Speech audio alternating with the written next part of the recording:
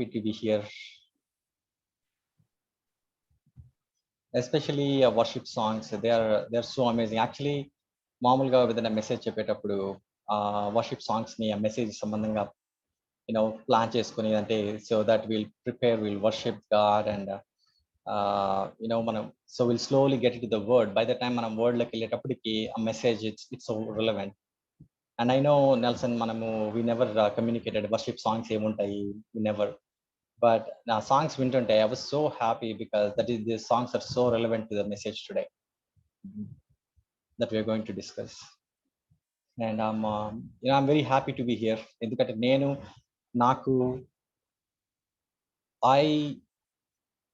God actually saved me through a youth fellowship, and He changed my priorities and they changed my life in many ways. Through youth fellowship. So I understand the power of being part of the youth fellowship, and I understand how important it is. Actually, Rosu, Mirandaru, I don't know how you're feeling right now. I can assure you from what I can see in my life for the last 15-20 years, God has a plan and a purpose for you, and that's why you are here, like in this call, in this meeting. And I'm gonna in the message lo majula I'm gonna share my testimony a little bit more in depth ga ఎలా చేయాలని అనేసి. But మనం sometimes మనకు ఊహించడం కష్టంగా ఉంటుంది. మనము what we are doing, why we are doing మనకు అర్థం కాదు. And when we look back, then it all make sense why we are in some places at some time, the right time in the right place అంటారు కదా, అది మనకు we can never figure it out. But we can only realize after it all happen and when we see the change in our lives. And I see the same thing for all of you, and I experienced that, and I wanted to share my testimony along with a message today. Thanks for having me here. Let us have a small prayer and get into the message. Gracious Heavenly Father, our Lord Jesus, and the Holy Spirit, thanks for this opportunity you have gathered us here today for a reason, for a purpose. We may not understand all your plans, we may not see with our eyes, we may not know with our hearts. Our minds cannot comprehend the majesty, but we are here open to your word, opening our hearts, mind, and soul so that you can change us. If there is anything in our heart that is still not submitted to you, Father, we pray and hope that you take control of that and clean it and bring us closer. Your love is unending, and we are experiencing that. We are going to experience that. Some situations may not look like that, but some things may not feel like that. But at the end of the day, we know that how gracious and how kind, how loving you are. And thanks for bringing all of us here today. And let your word speak to me and to everyone in this call in a way that our lives will be changed and bring one more step closer to you. In Jesus' precious name we pray. Amen. Okay. So if you are born and brought up in a Christian family, or if you have been attending a church for a while, at some point in our life, we probably heard the story of Joseph. So that is what we're going to look at. Hopefully, I'll be able to bring a different light onto Joseph's story in a way that we haven't heard before, so that we can see how relatable the story is more than we can understand and imagine. If I have to ask, if we have to make this session a little bit more interactive, and if I have to ask, what do you remember from Joseph's story? A couple of people, you can share a couple of things. What comes on top of your mind, like as soon as I say Joseph? A forbidden brother. Sorry? Chapani? A forbidden brother who was hated by all the other brothers. First, I think they was in mind. Correct. Yep. Then he was sold, and the entire story where he was left out from his own family. Yeah. I mean, he was a dreamer, and he was hated by his brothers. He was sold as a slave. He was sold while he was working in Potiphar's house, and tempted by his wife, wrongfully imprisoned. And he get to interpret king's dreams, and he becomes the second in command all over the Egypt. And then finally, his dreams come true. The dreams he got about his brothers and father and mother. So, that is just to summarize. But there is a lot more to the story than we can usually read and inspire. And if you have to get into the specifics, Joseph's story starts when he was 17 years old, and he was thrown into the pit, and he was sold as a slave around that age, and then he gets into the service with under Pharaoh, and when he's around 30 years old. So if you have to look at it, his struggles lasted for 13 years, from 17 until 30, 30. 13 years. I mean, ఈ రోజు నుంచి మనం చూసుకుంటే 13 years is a long way to go. Our lives won't be same. We will be so different. Our probably our మన families, we would have families. You know, I'm already married. I have a family. Probably my kids will be in school, colleges. Probably they're working, and many of you, if not married, you will be married and have kids. It's a long time. 13 years is a long time to go through anything, and a lot can happen. And Joseph's, I mean, let us put it in perspective, right? Let us say 10 years. How many of us are willing to go on a struggles and temptations and adversities for next 10 years, knowing that God is going to bring us out of those and bless it? Only I can imagine only few people signing up, because 10 years is still a long time to go. But just imagine if you don't know that what is going to happen at the end, what is going to happen tomorrow, which is our reality. 10 years is going to look like 100 years. You will not, you have, you, it will be very difficult to continue to have the same level of faith and hope. But then God has used Joseph in different ways, and he used him from a 17-year-old to a 30-year-old who can rule the entire Egypt. And we are going to study a little bit more in depth of how the transition happened, where does the transition happen, and how does the transition looks like, and what actually happens when God's hand is in our life. So I may need some help from someone. If you have a Bible, like, you know, Genesis chapter 37, have it open, and I'll request you to read that. Genesis chapter 37. And if you see, actually, we all will be okay, and probably we have all gone through different kinds of struggles. 3 months, 6 months, a year, we are okay with that. But 10 years is too long. But the question is, you know, why does Joseph has to go through what he has gone through? Everyone knows, right? Like, you know, as we summarized in the beginning, he was hated by his brothers, sold as a slave, he was imprisoned, and then he stayed longer than he's supposed to. First of all, he's not even supposed to be in the prison, but then he stayed longer than, because the cupbearer forgot to tell the king that, you know, how good he is. A lot of things. So a lot of things happened in Joseph's life that it looks like it doesn't deserve. Because if you have to personalize these stories, right? We always think, okay, I've been attending church, I've been, you know, going to fellowship, I've been reading Bible, praying, volunteering. Why are these things happening to me? Why do I deserve this? Why do I have to go through what I'm going through? You know, what should I, what is something I need to change in my life? The simple answer will be like, we go through sometimes because it's according to the God's plan. But why does God allow these kind of things in our lives? So if you see, actually, Joseph's dad is Jacob. If you go into chapter 32, chapter 35, you see that Jacob has much more personal relationship with God.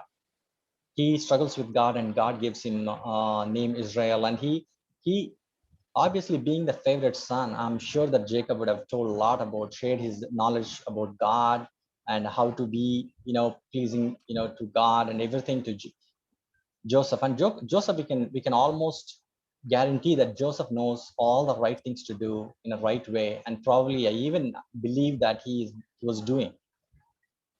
But then let us read Genesis chapter 37 from verse 1 to 11. Can someone help? Telugu okay bro. Telugu okay amma. చదవండి. యాకోబు తన తండ్రి పరదేశవాసిగా ఉండిన కనాను దేశంలో నివసించెను. యాకోబు వంశావళి ఇది. యోసేపు 10 వాడై తన సహోదరుడితో కూడా మందను మేపుచుండెను. అతడు చిన్నవాడై తన తండ్రి భార్యలైన బిల్హా కుమారుల యొద్దను జిల్పా కుమారుల యొద్దను ఉండెను. అప్పుడు యోసేపు వారి చెడుతనమును గూర్చిన సమాచారము వారి తండ్రి యొద్దకు తెచ్చుచూ ఉండువాడు. మరియు యోసేపు ఇశ్రాయేలీయులు వృద్ధాప్యమందు పుట్టిన కుమారుడు గనుక తన కుమారులందరికంటే ఎక్కువగా అతని ప్రేమించి అతని కొరకు విచిత్రమైన నిలువుటంగి కుట్టించెను.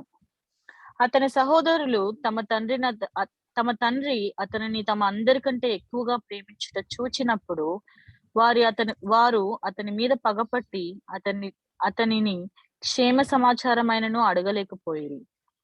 యోసేపు ఒక కల కని తన సహోదరులతో అది తెలియచెప్పక వారు అతని మీద పడి అతని మీద మరీ పగపట్టిరి.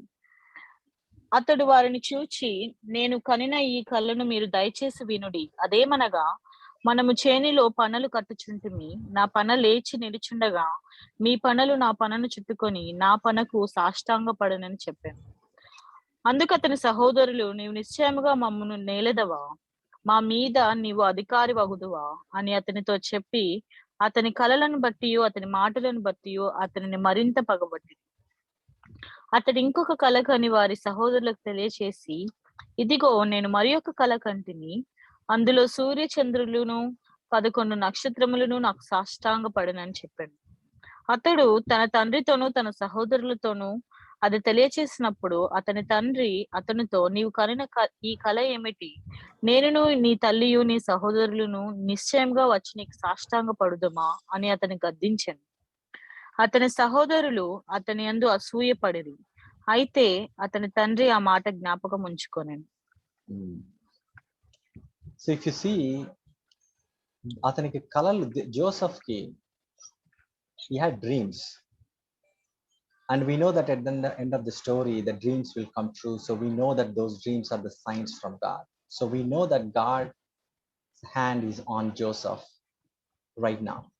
But the problem is, Joseph in this 11 verses, he did not display a single quality of God's children, because obviously he was the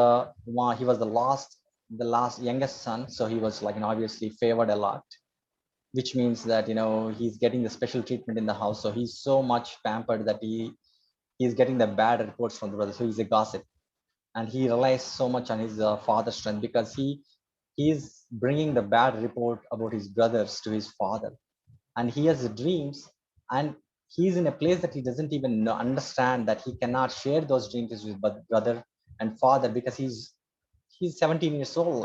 Let us assume that he's immature. So even though God has given Joseph's dreams, that what is about to happen, he's already a dream interpreter. If you see, eventually he's going to interpret the dreams. We all know the story of Joseph, and he's already have a ability to have the dreams and interpret the dreams.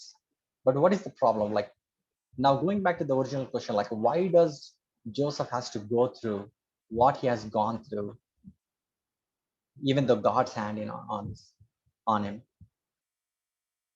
My understanding is that Joseph is aware of God, but his strength, his knowledge, his confidence doesn't come from God.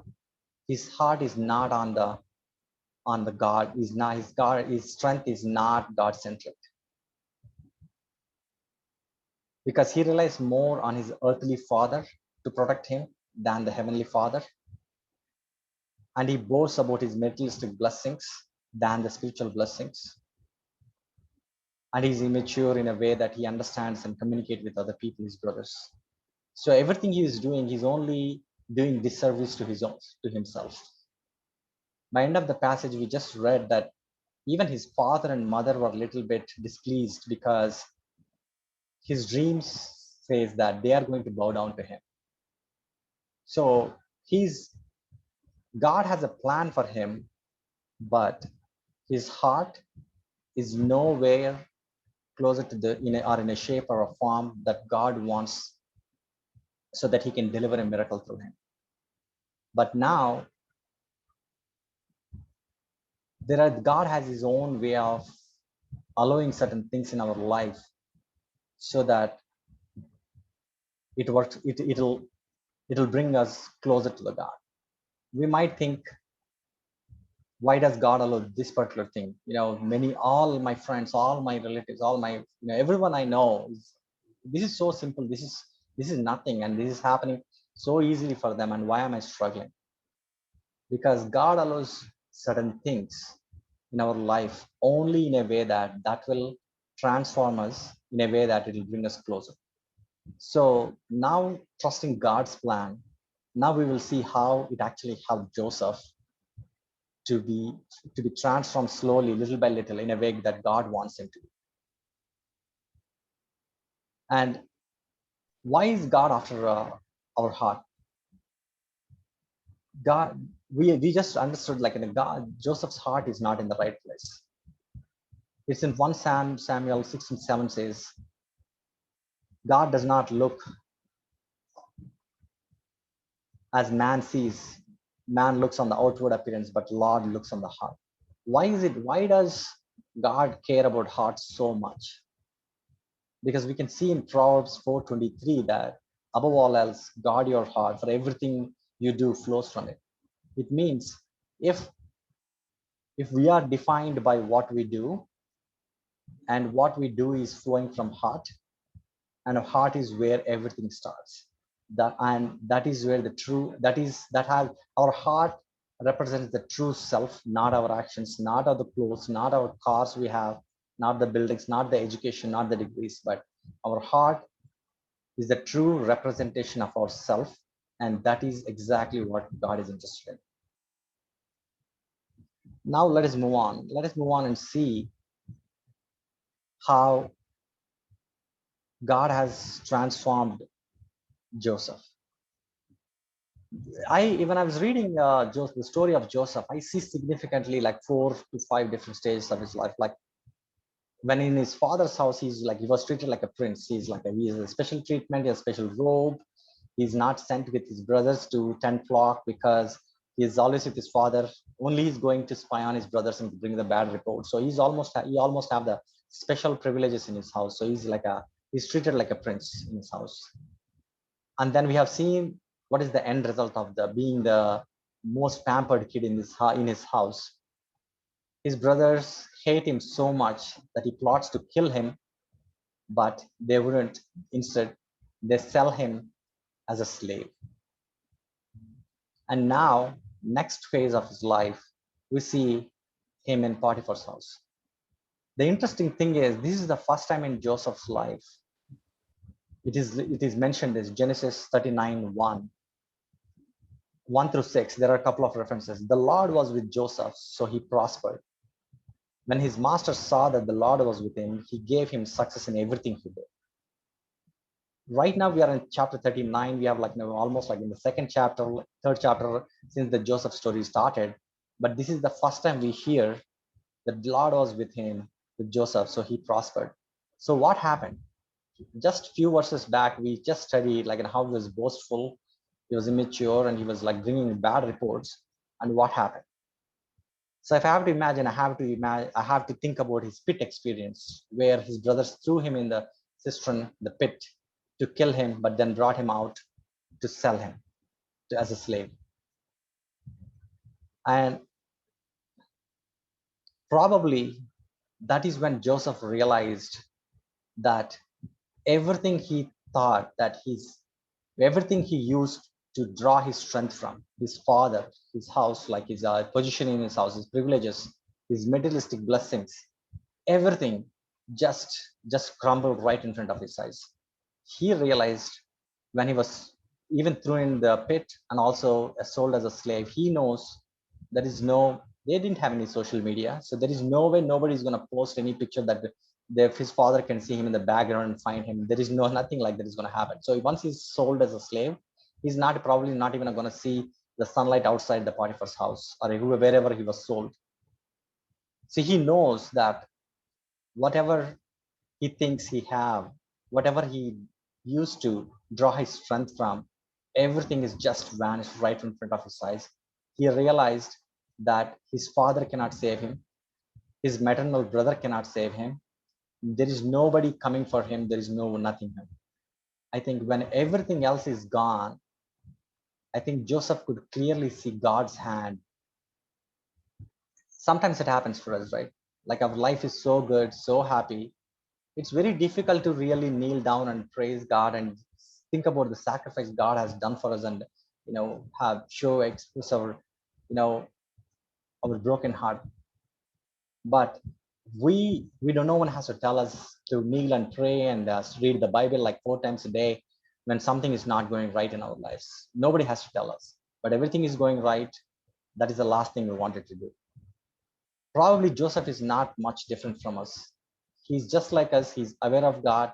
He knows everything, what the right things to do. He probably checks boxes so that he can he can actually sound spiritual. But probably he realized God's hand in his life, that he needs God, how much he needs God, when everything else around him vanished and crumbled in front of his eyes. And sometimes we may not understand that, we may not see that. When we are right in the middle of the adversary, it's very difficult to see, accept that we're gonna go through the phases. But it is, if there is one thing I have experienced personally, and we have to make a choice, and I would encourage all of you, is see, continue to have faith in God, continue to have hope in God that he's in control. And probably that's exactly what happened to Joseph. And that is why the second phase, the minute he was sold as a slave, the first real job he got, the Lord was with Joseph, so he prospered. When his master saw that the Lord was with him, he gave him success in everything he did. He put him in charge of his entire house. It's not that the Lord was with him. So what changed? The Lord was with him, right? That's why the Lord gave him the dreams, to show him what is about to happen. So the Lord was always there. What happened? What changed? This is the first time Joseph is also with the Lord. He realized that this God has been there all the time. Probably if God would have not been there for him, he would have been killed in the cistern or by some wild animals or starved to death. But because God was with him, he was sold as a slave. There is a change of heart in his brothers, and they were sold as a slave. So God has been there for him all the time, just like the God is there for us all the time. Whether we see it, feel it, think, understand it or not, it doesn't matter. God is there for us. It all comes down to whether we want to be with God or not. And I would encourage that, think about it. It's attending the church, attending the fellowship, those are all good. Those are all we are doing. People can see everything is good. But when you will know, each of us, even including myself, I have to assess myself several times this week. What is my relationship with God? Where do I stand with God? Am I really acting like a Joseph in his earthly father's house? Or do I actually acknowledge God's presence and God's hand in my life? I have to question that so many times this week. And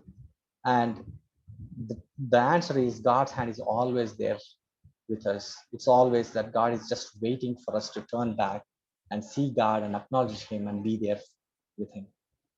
Let us see more examples. Like, he was sold, right? He's second in charge in the Potiphar's house, but still we have to understand that he's just the boss to all the slaves and all the servants. He's not the boss. He's just the boss to, he's like a head maid kind of thing. Now let us see what happened after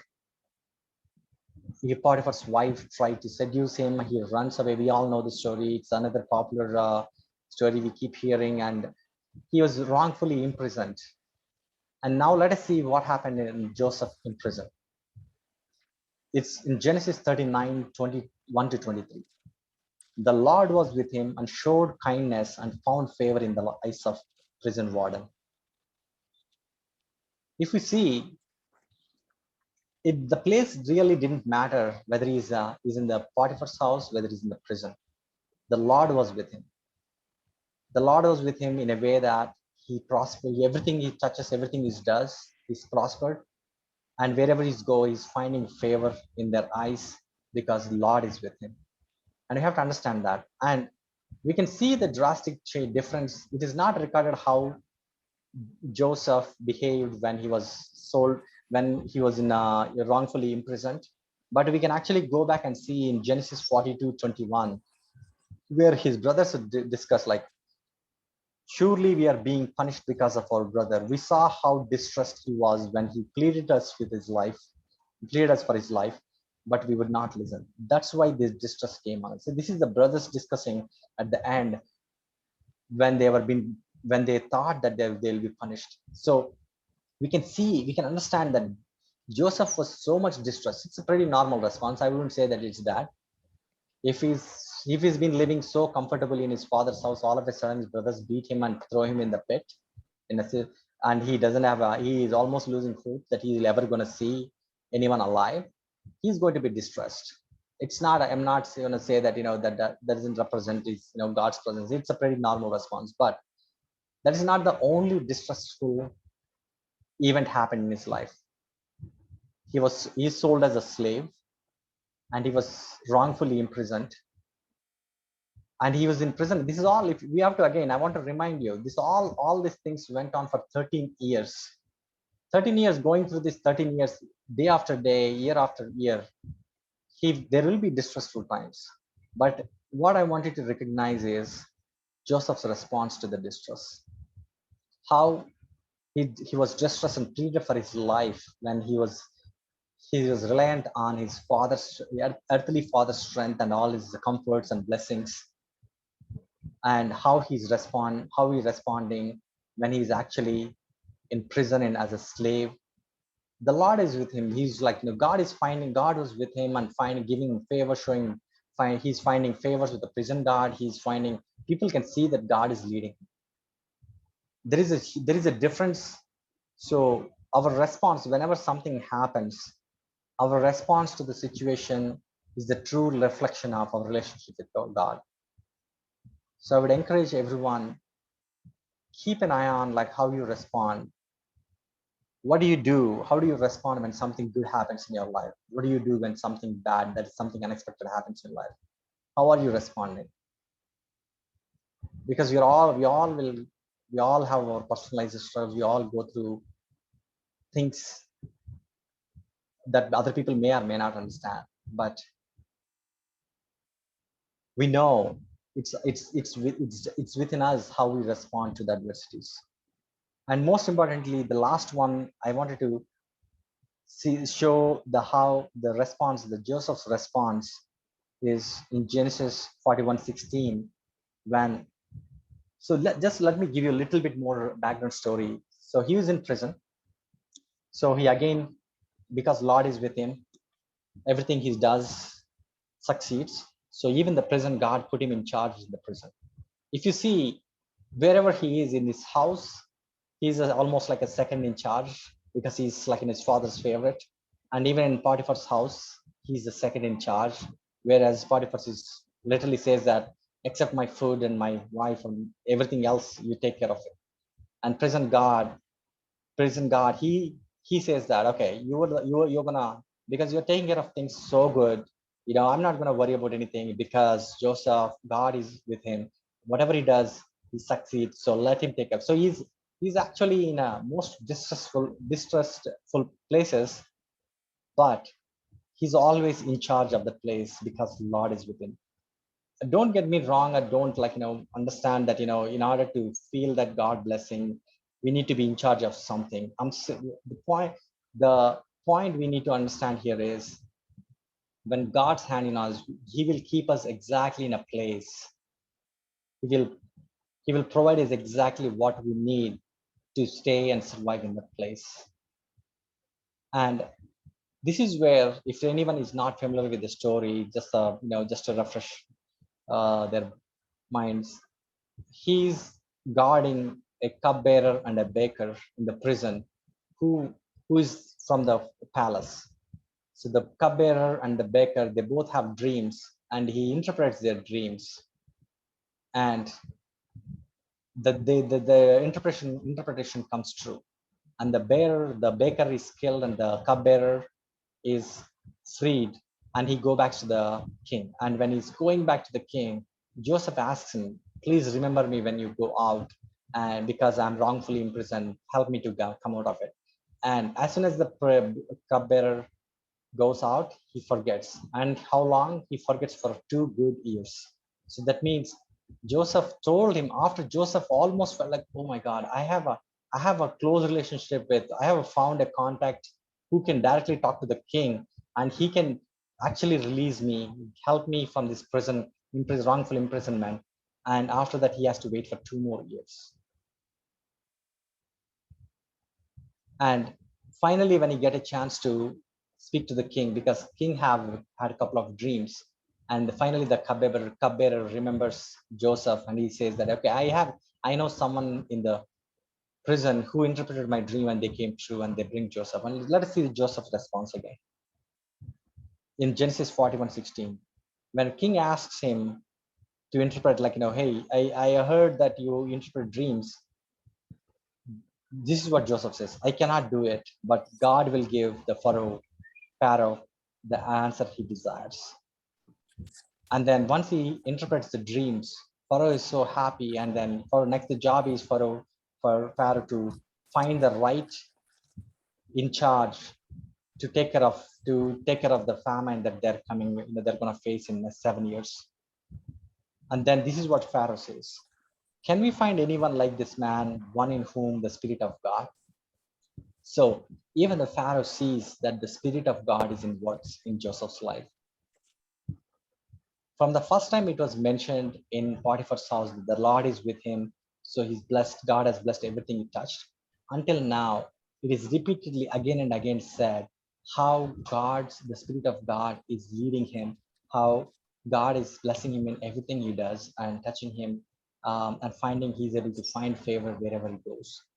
We can use these as some of the things in our lives to see that God's hand is in our lives, that we are looking for a favor from someone that is very unlikely, but God delivers that.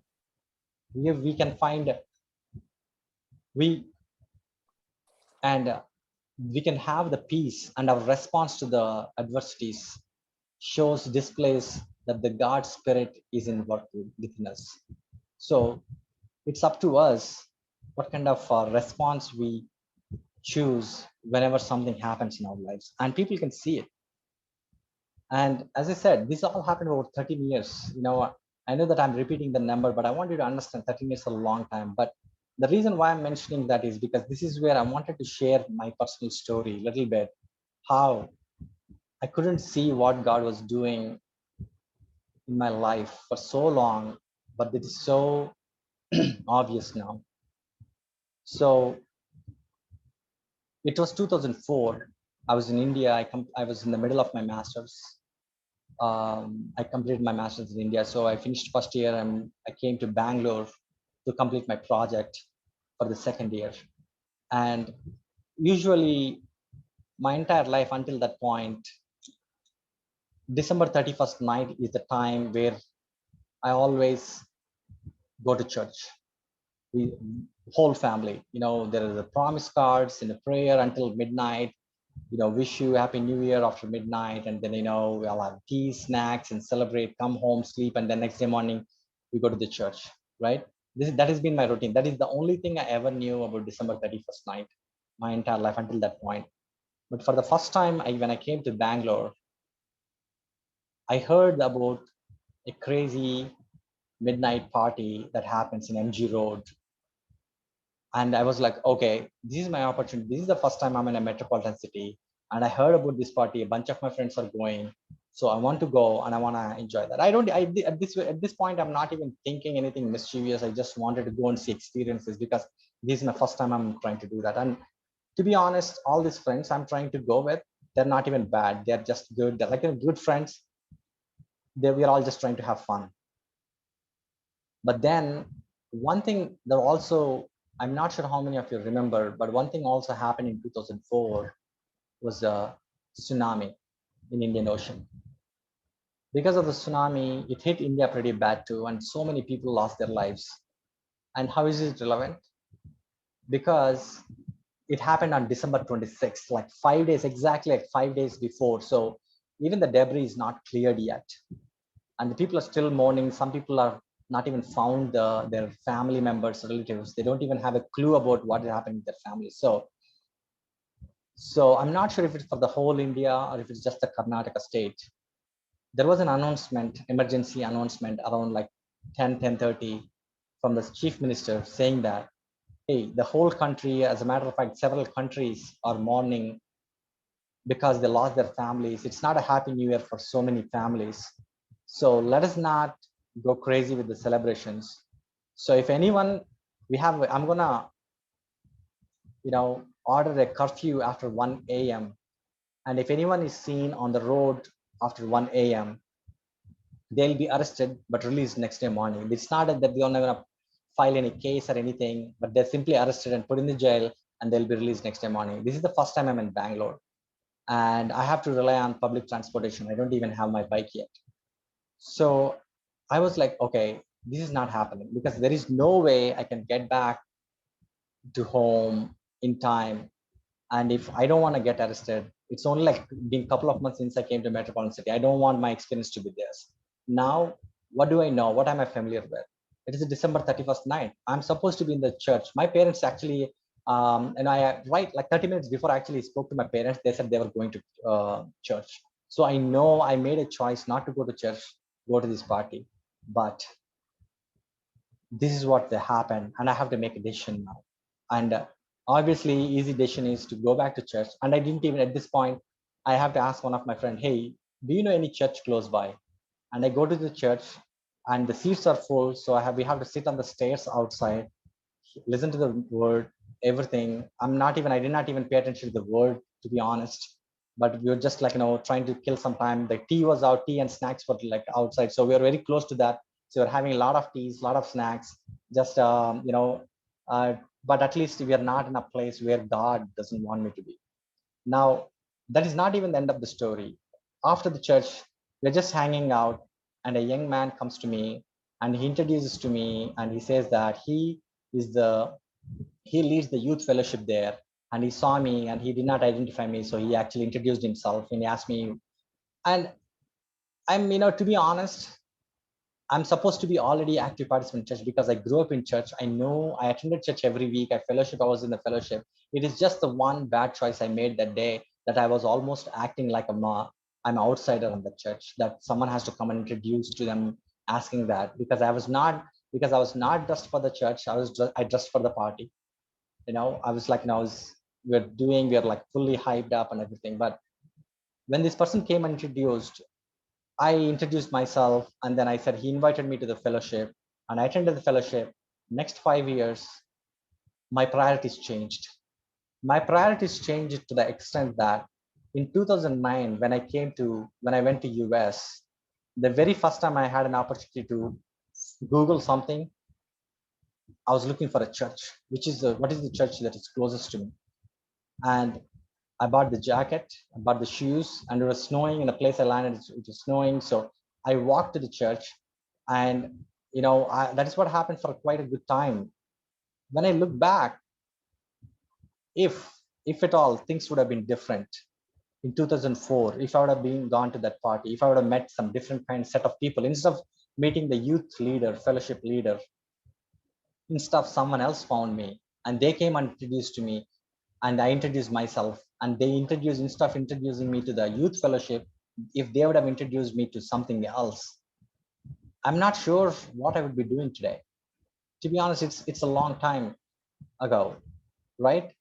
So if someone asks me, if someone asks me, to be honest, like, hey, brother, how long you've been preparing for this message, I might say 2 weeks. But if you go by the significant events, God has been preparing me from since 2004, and I did not understand that for a very long time. And once I understood that, to be honest, even today, I not only pray for all the things God has allowed me in my life, I also thank God for all the things that God did not allow in my life. Because if if I were to decide what to do, where to go, and how to have fun, we wouldn't be having this discussion. Probably I'd be making different life choices and doing something else.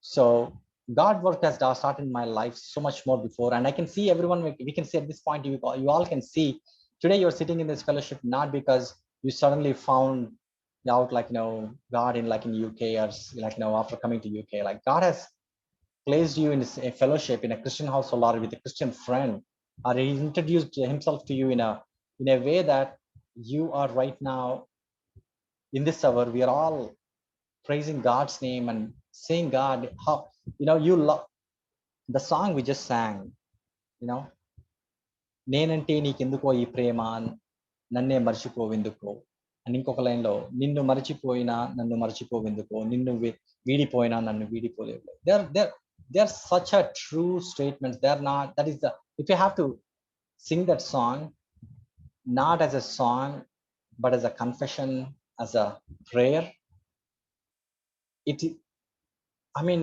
we may not sometimes we may not we don't understand the love of God and how long God has been loving us, being patient with us. We don't understand that. We think even right now I think that I understand some things, but only I can see God's hand in my life, how he's,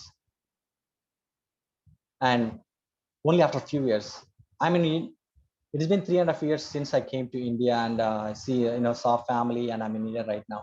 So when we decided to come to India, me and my wife, we thought like, okay, what all the things we should do that we can call our India trip successful. Okay, spend half time in your house, in your place, spend half time in my place. Let us take our families to a couple of trips. Let us pick these things to get our get some medical treatment for the things we've been pending for a long time, and also it's expensive in US. So we have a bunch of things we have listed, but what is not listed in our in order to make our trip successful? Me being with you in this hour, because I have no idea that I'm going to be with you and we'll be praising God and discussing about God, learning the word and how God's hand has been with us for so long. That was never part of my plan. I didn't know. I didn't know that we are going to have this conversation. That is how mysterious God's love is, that we may not understand. But I was so happy when I got this opportunity, and another opportunity I got before. But because and I spoke to one of my friends, he told me, when you get the opportunities like this, it is because God has a plan and a purpose for you. And that is so true, because this is I never knew Nelson or any of you before this meeting, right? Nelson sent me a message like a couple of days before, and until then, that is the first time we met. Before now, so who brought us together? Obviously, my aunt. I think she's in this meeting. She joined the meeting too. God has created a desire in our heart that to help me to share this word and my experience, my testimony with you, so that you will be encouraged. God works in so many mysterious ways, that use so many people in so many ways that we may not understand that. But that is where we have to humble ourselves, that our hope and faith, for me personally, my hope and faith mostly comes from all the things I do not have control on, I do not understand, and God is still keeping things going on, rather than the things I understand I have control on. Because the number of things I understand, the number of things I have control on, are in the grand scheme of things, they're so minuscule that it's almost, it matters. It doesn't matter. So now, if we move on to next part of the message, I wanted to encourage, like, everyone is going through different things. We might be in a place where, like a Joseph in his father's house, all comfortable, everything going on good. We have first world problems, and mostly our strength and reliance comes from all the YouTube videos we watch and the articles we read and the famous people, influencers we follow on YouTube, and or we might be experiencing something like in Potiphar's house, where God's hand is on you and you've been doing God's work, and but there is this one temptation, one setback. If you see Genesis 39:10, it actually mentions that when Potiphar's wife asked him seduce Joseph, it is not a one-time thing. It says that she spoke to him day after day and he refused. Probably you have this one thing in your life you're battling every day, refuse, like you have to make a choice every day, no, or sometimes you fall but you get back up. Maybe you have this, your life is like Joseph's life in Potiphar's house with a something that you're like addicted to, something you're like something that is not leaving you and you don't have anywhere to run, you don't even know you can run. Or maybe your life is like a Joseph in prison where still God's hand is on you and you found favor in so many people's eyes. And but you're looking for that one call, like the Joseph has been waiting for the cupbearer to go and tell the king and release him from the prison. Might be your life is like that, like where you're waiting for something to happen, that one thing, one call you're waiting for, or one change that to happen in your life. You're waiting, and or you are in a power position, just like a Joseph in as a second in charge of the Egypt. You have the power.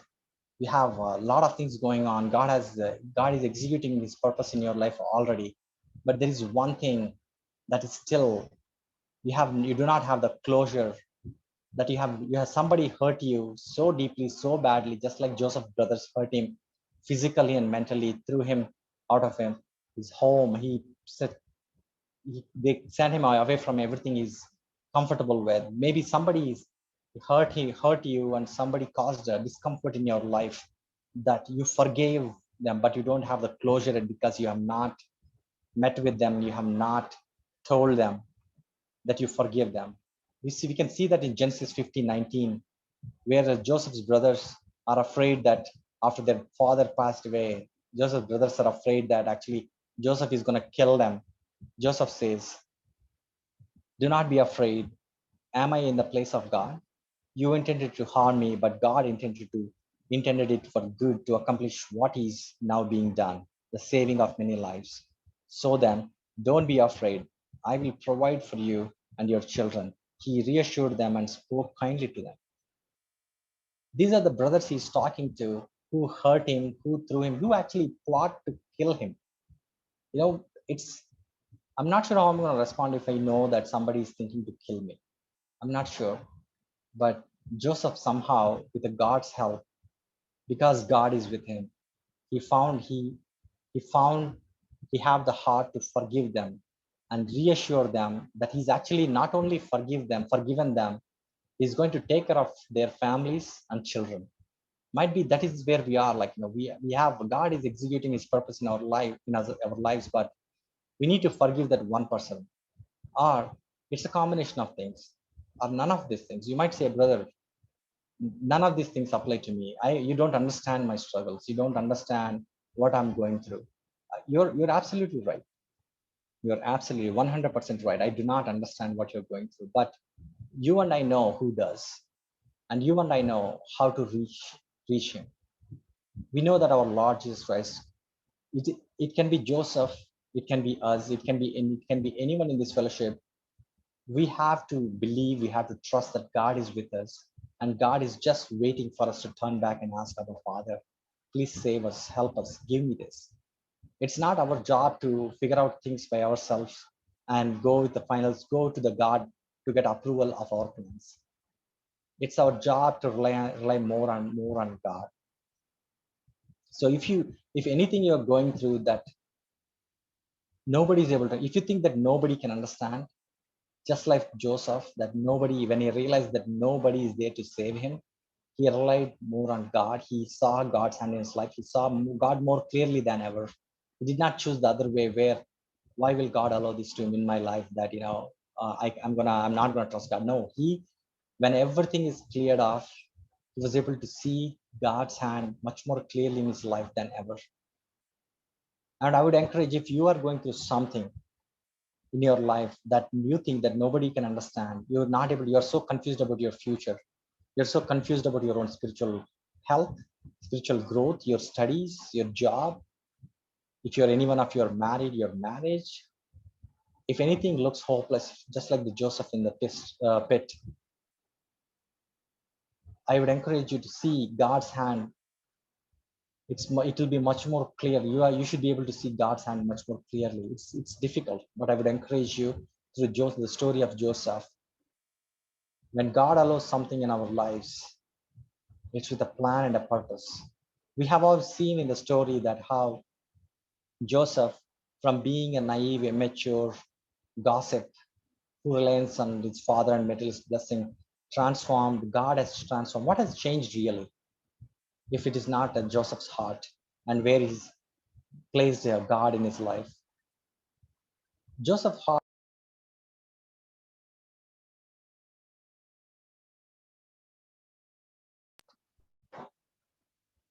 Joseph's Joseph's heart is with God, and he kept God center in front and center for the rest of the 13 years that God was able to bless him in whatever he does.